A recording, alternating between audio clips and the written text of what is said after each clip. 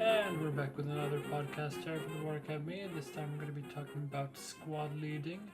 I have Kermamakkara and Steez with me here. And we're going to be talking about just some of the basic stuff for squad leading.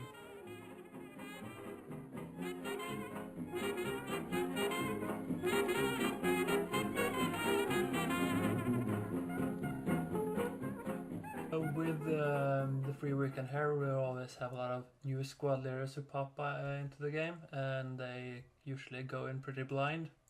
So let's talk a little bit about how we organize our own squads and what we do to try to make sure we accomplish our objectives there.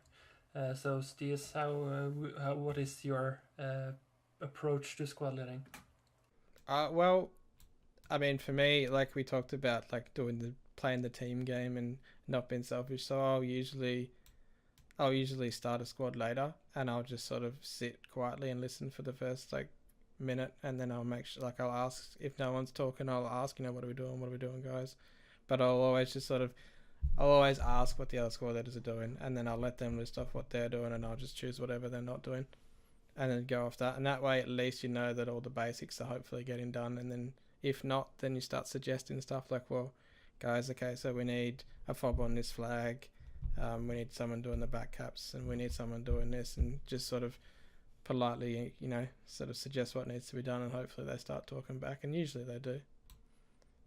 And then, you just do whatever's not being done, and make sure you're doing it effectively, and if it's something like the back caps, make sure you're not wasting too much time doing it. Make sure you're not overcommitting people to it where they don't need to be, and all that sort of thing. And Kermamakkara? Yeah, I'm way more the, let's say, aggressive squad leader. I like to have my own plan. Like when I start the game as a squad leader, I always have the plan that this is what I'm going to do in the start, because I know I'm probably going to be the fastest person on the map, fastest squad on the map, and I have my own plan. Make sure I get it done, so to say, which is usually like take control of the middle flag. Like I just want to take control of the middle flag and want to make sure we get our team in a good start. Try to help that, and then start the reactionary play as soon as we need it. And anytime I see an opportunity, I'll take it. Like if I see that enemy team is losing their HAB or FOB on their defensive flag, I'm gonna start moving towards the next one, like really, really fast. Well, for me, it's I usually run smaller squads, 4 to 6 players, because I play very mobile and try to get around quickly. And the more people you have in your squad, the slower you kind of get. And that's a tip for any new squad leaders as well. If you have trouble squad leading, try to minimize your squad size, because the more people you have in your squad, the more difficult it becomes. And it's also a lot easier when in terms of smaller squads, and you also have the added advantages that if you fuck up, you didn't fuck up by wasting 9 people, you just wasted 4 people or 6 people. So that's a lot easier. And I usually always try to get logistics up as well, get fobs up and shit like that, because that's something I see a lot of players drop the balls on. Drop the ball. That's something I see a lot of players drop the ball on, with because it's usually what I see is a squad takes one logistics truck. They take that logistics truck with 1,000 construction, 1,000 ammo. They run straight for whatever objective they have. They drop a fob on that objective, and they dump all the supplies in that fob, and that's all they do. And then your team just sits around with one fob. So that's something I see as a problem on the list, because if I move out, I take 1,600 construction, 400 ammo. That's enough for 3 habs and a ammo crate in the third. And then I usually set up 2 to 3 fobs on my way out within the first 5 to 10 minutes of the game, usually supporting fobs around other objectives. So if you have an attacked objective, somebody's run over there and placed the fob there already, and I place 1 or 2 around the perimeter so that they can be reinforced if the central flag falls or to flank. And then I usually push 1 further ahead to the next flag as well. It's really good tip for our new players, like new squad leaders, to just not be so afraid of kicking people and all that. Like, if you like start the game, of course you shouldn't be playing squad leader. Like, if you are absolutely new to the game and don't know what you're doing, never make a squad. Like, never lead a squad. You need some hours. You need to know the basics, at least the basics, to be any good at squad leading in the game. And once you get like hang of the normal gameplay so far, and have seen like people how they lead and how they do things, then you can start trying. And when you start trying squad leading, it's a really good, like extremely good tip to have a small like 4 people, 5 people, not 9-man squads. That's like every time I see a new squad leader, first time squad leader, like titles as a squad leader, and they always have a 9-man squad, and it's a mess. It gets it goes south so fast. So like a big tip for them is not to be afraid. Like, just say, okay, guys, I'm gonna lead only 5 people because I'm new. I don't want to waste stuff. Uh, I only lead 5 people or 4 people or 6 people, whatever, and then just block the squad and kick some people. Like, you shouldn't be afraid of that. Yeah, and concerning communication, what is just like the biggest hurdle for a new player there in terms of learning to effectively communicate with the rest of their team? Because I see one thing that I see a lot is just that players are not really aware of exactly what information they should be sharing, so they either share nothing or they share everything on the squad leader comms. Yeah, the main thing you want to do as a new squad leader, if it's your first time, start with communication and be positive. Because many times, if you don't talk to other people, they are going to be negative against you. They are going to be asking like aggressively, why are you there? What are you doing? Don't you know how to play the game? And that always leads to bad things. If at the start of the game, if you are positive yourself, start talking and tell the other squad leaders, hey dudes, I'm first time squad leading. Please give me info. Like, what should I do? Where should I go? Where do you want me and need me? Uh, that's every time that's the best way you can start, because then the other squad leaders know you are new, and they are going to help you. They are going to teach you and help you as much as they can, like 90% of the time. So that's a really like um, you need to have the courage to say and tell you don't know how to do things. So they will tell you, and if they need information from you, you should always give that. Like, that's the main thing. Be positive at the start, and like communicate as much as you can. Don't spread useless info like, okay, my guy died. But if your whole squad vibes, that's a good info. Yeah, and people will tell you, like, if you are, like, it's better to say something, and if you are saying stuff that's not needed, people will soon tell you, and then as long as you don't take it the wrong way and just be like, yeah, okay, all right, I was doing that, I don't need to do that, move on, then it's better than nothing. I think the most important thing when you're talking about squad to squad comms is to make sure you tell people your intent. Like, that's the biggest thing, and even experienced squad leaders that do everything right. The one thing that annoys me the most is when they don't tell you their intent, so you don't know what they're doing. Like, whenever you are changing what you are doing and doing something new, you need to tell the other squads. And it's just one sentence. It's, I'm doing this, I'm doing this, I'm doing this, and then they know how to then work around you and support you. And it's one quick sentence, but it's, you always got to do it. And that one time you don't, that's when you leave another squad hanging, because they're like, oh, where the hell did you go? You didn't say anything. You just disappeared.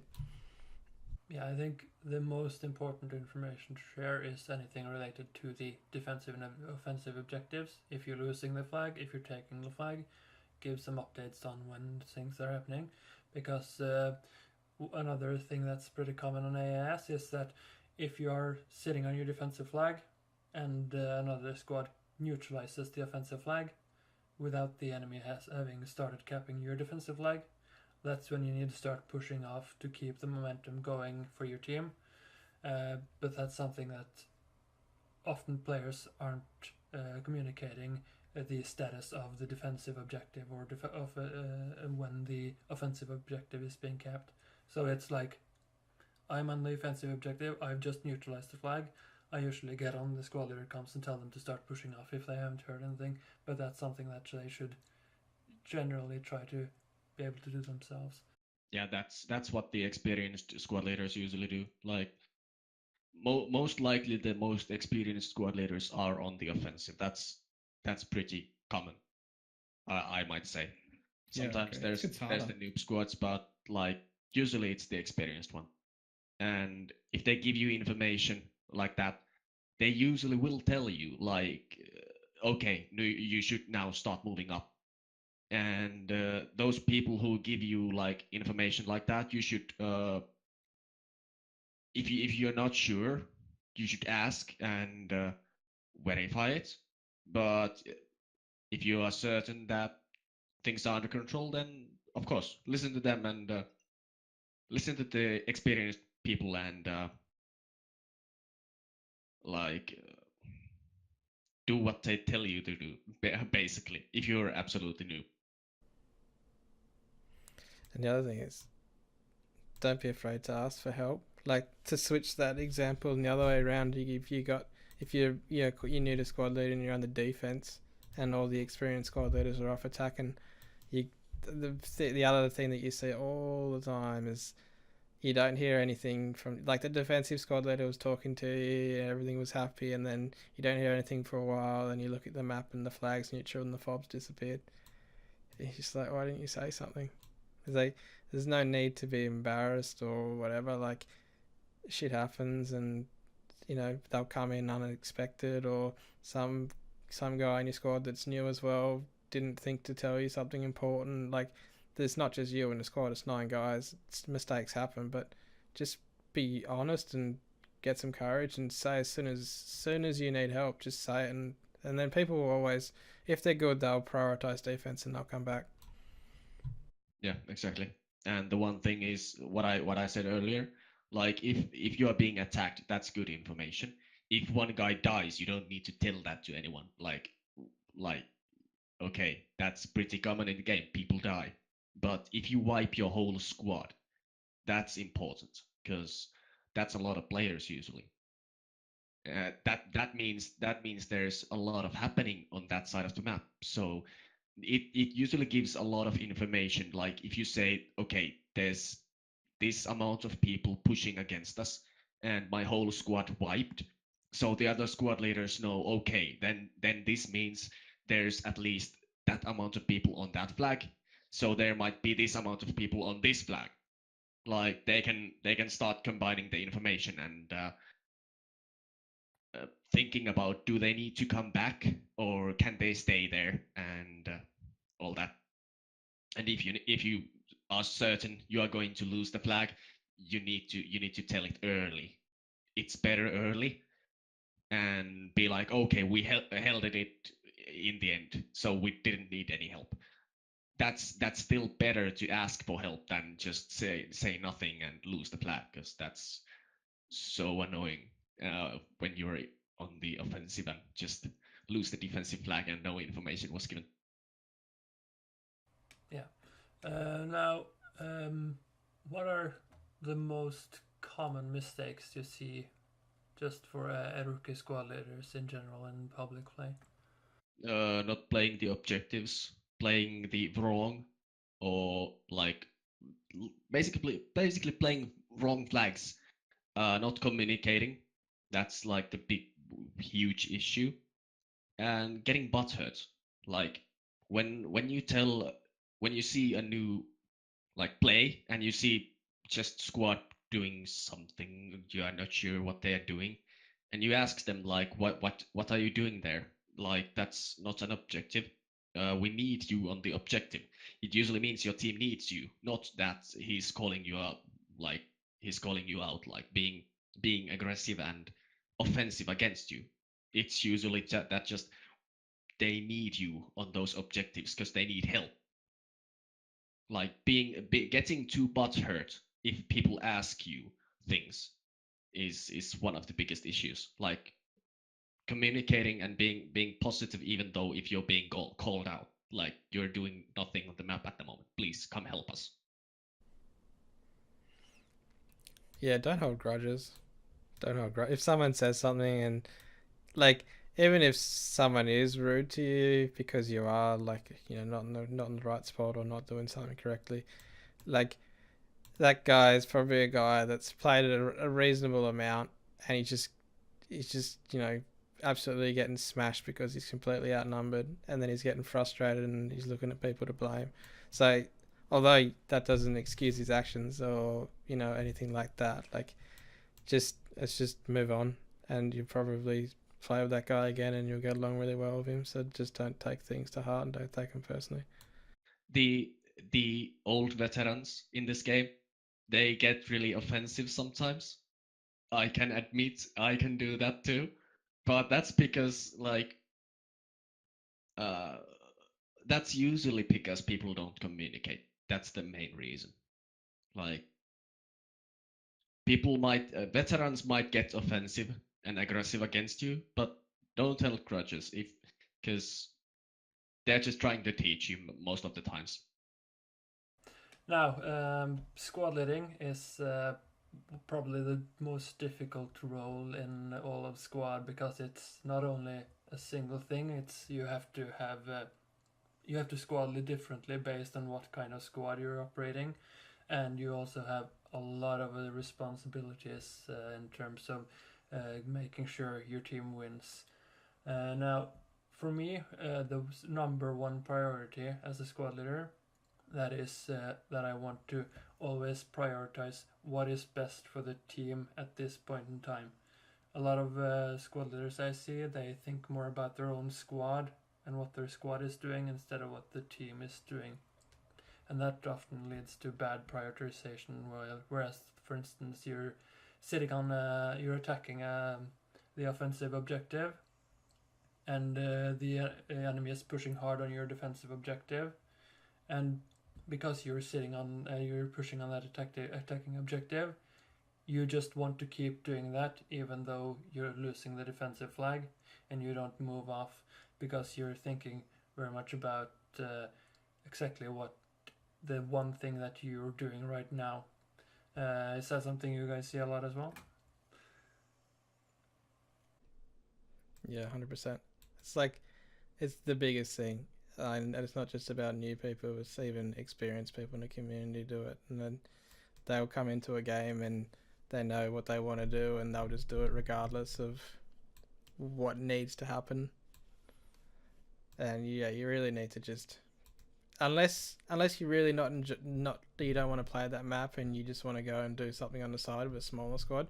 If you're running a proper big squad, you need to be sort of passive on your approach and just sort of see what everyone else does and then do whatever's not been done and go off that, and then be dynamic in the way you shift from attack and defense and help people out.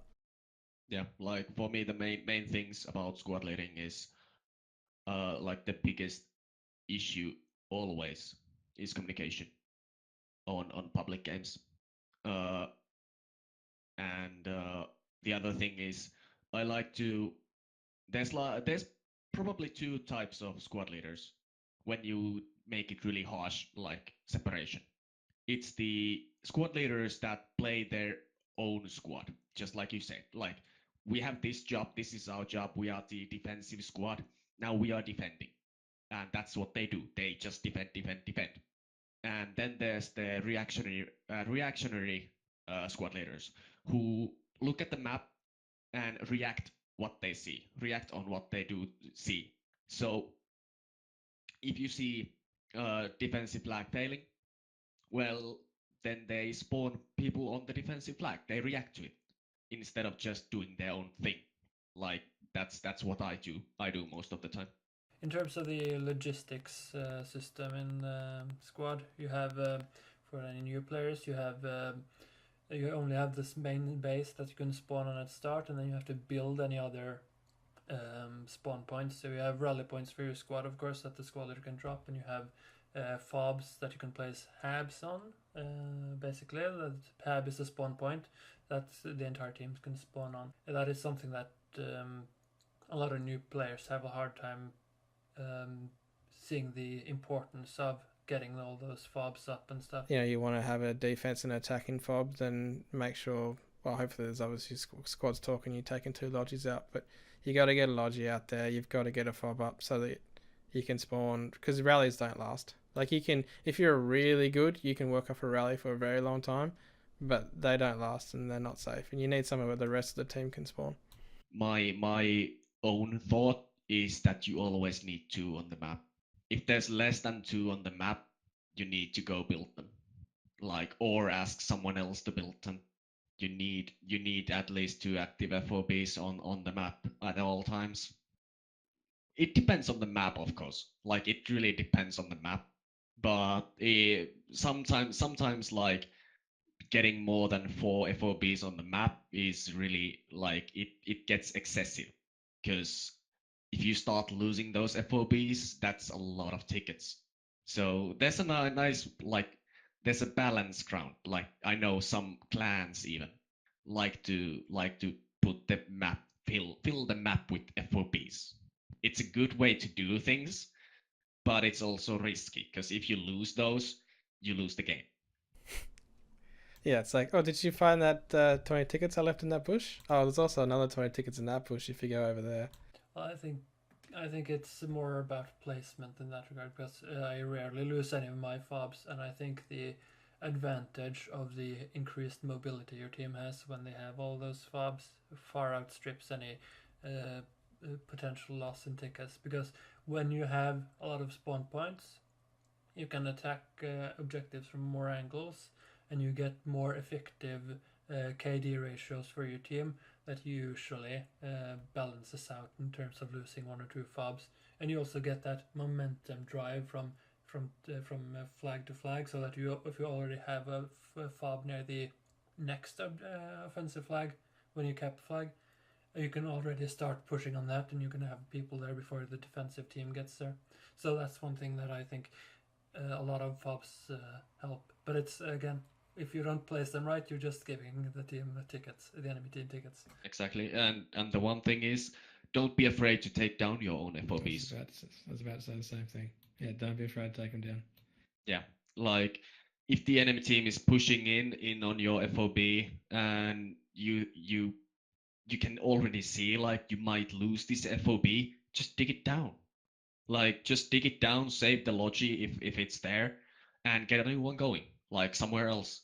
Swap the location early, rather than just lose it. Yeah, so and let's just jump a little bit back here to squad organization again. Of course, in squad you have access to kits depending on the size of your squad, so it'll be a little bit different depending on the size of your squad. But what kits do you think are the most important to have in your squad for new squad leader who's not sure exactly what all the kits would be used for? 2 medics, LATs, depending on the map, depending on what team you play. If you play against insurgents, you don't possibly need the LATs, because they don't really have any heavy vehicles. If you play against US, yes, you want those LATs. Like, it always depends if you want those LATs or not. LATs are always good, don't get me wrong, but you don't always need them. And the other thing is scopes. Yeah, I agree. And considering, like, I mean, prior versions, it was like, oh, it's 2 medic, 2 lat.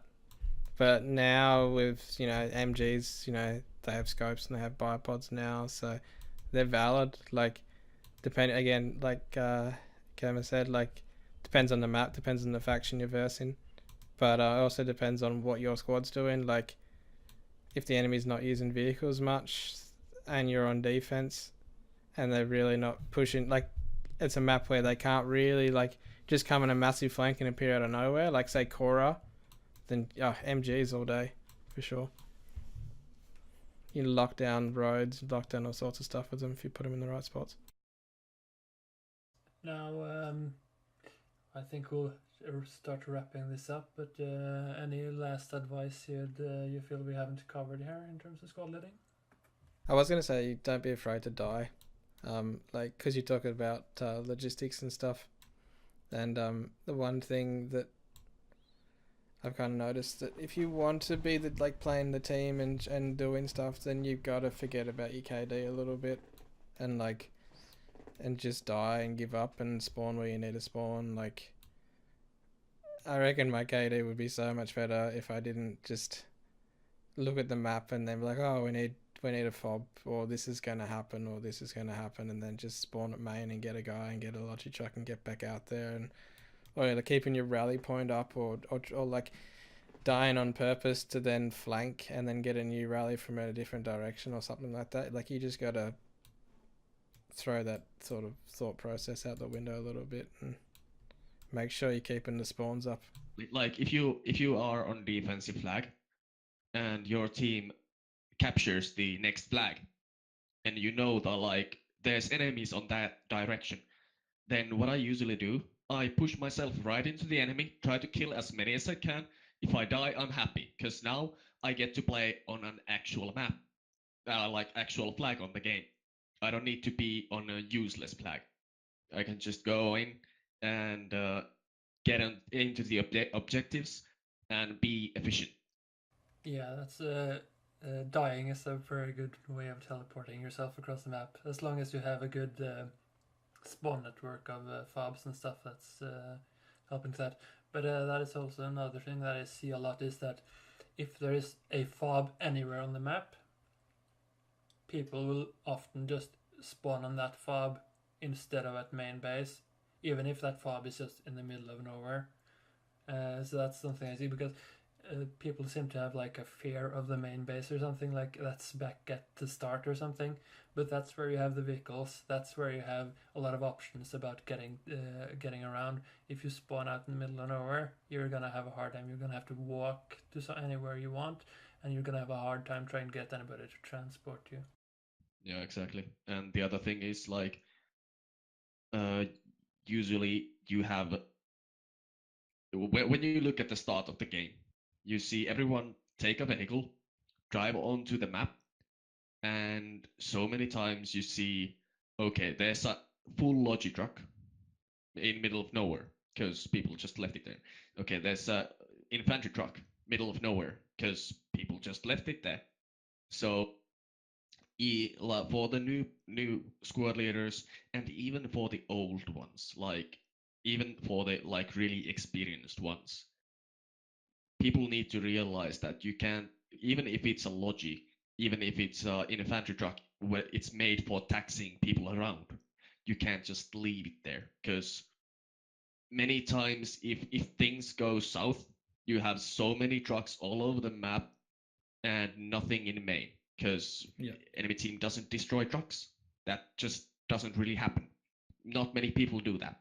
They leave it there, and then you are at main with no vehicles spawning in because all the things are on the map. You have no spawns on the map, and you lost the game. So one thing you need to like remember is to use those vehicles and many times get them back to your main, even though it might like you say to one guy that, okay, drive this truck back to main and then respawn. Use the mechanic of death. Like you can just drive it back to main, respawn, and spawn back on the actual objectives. Oh, then there's nothing wrong as we've blown up the truck as well. Yeah, it's faster, but it takes more tickets. So, like, if you absolutely need that one guy on that flag, then sure, just destroy the truck. But like, if you want to be efficient, then just get the guy and drive it back to main and respawn. sure. That's only one ticket. I think that's like the biggest danger. Like if you're a squad leader and you're looking around the map and you're going, what's the problem? What's the issue with what we're doing? Are we doing okay? Like if you ever open your map and you see every single logistics truck out on the map, that's the worst thing. You need to correct that as soon as you can. You always want to have one logi truck at main, like if possible, so you can reset effectively. Something that I see a lot of new players having a problem with is we've mentioned it a little bit earlier, but discipline and inside their own squad, they're afraid to kick players from their squad and so on, and that is one of the things that makes it really hard for new players. Because if you don't kick players from your squad, if they don't follow your orders, if they're misbehaving, then they're just going to stay in your squad and they're going to keep acting like that when they get to another squad, and then they're going to do the same to new squad leader as well. So when you have players who don't do what you do and are just actively opposing you as a squad leader, then you need to get them out of your squad instantly. Don't worry that they're gonna probably talk some shit about you in their squad chat and team chat, but just ignore that. You are the squad leader, and you just have to make sure that everybody in your squad knows that, because when you leave a lot of room for them to do things on their own, they're gonna take that chance. I think the biggest advice for squad cohesion that I could ever give anyone is always tell people to hold their spawns unless you tell them to spawn, or always get them to ask where to spawn.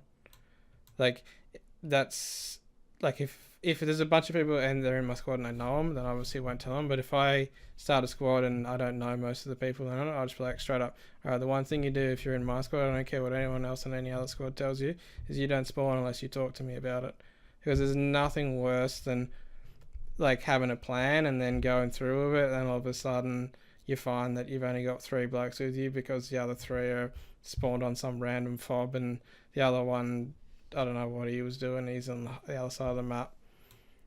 So like, yeah, just tell people to hold spawns so that you can keep people together. Make sure you're updating your rally point. If you're moving around constantly, always be updating your rally point, and then always be telling people to hold spawn for that rally point, so that like, say you're on an attack and their team's been defending and they've pushed out to defend against you, like let your squad play with them and then take your medic and move off to the flank, get a rally, and like tell people to hold, like play with them, and then when you die you don't respawn, and then you can move around them, get your whole squad to spawn back in, and then keep moving and stuff like that. That's like the biggest tip, I reckon. Well, I think we'll wrap it up there, and I'll just leave you with this. Play the objective.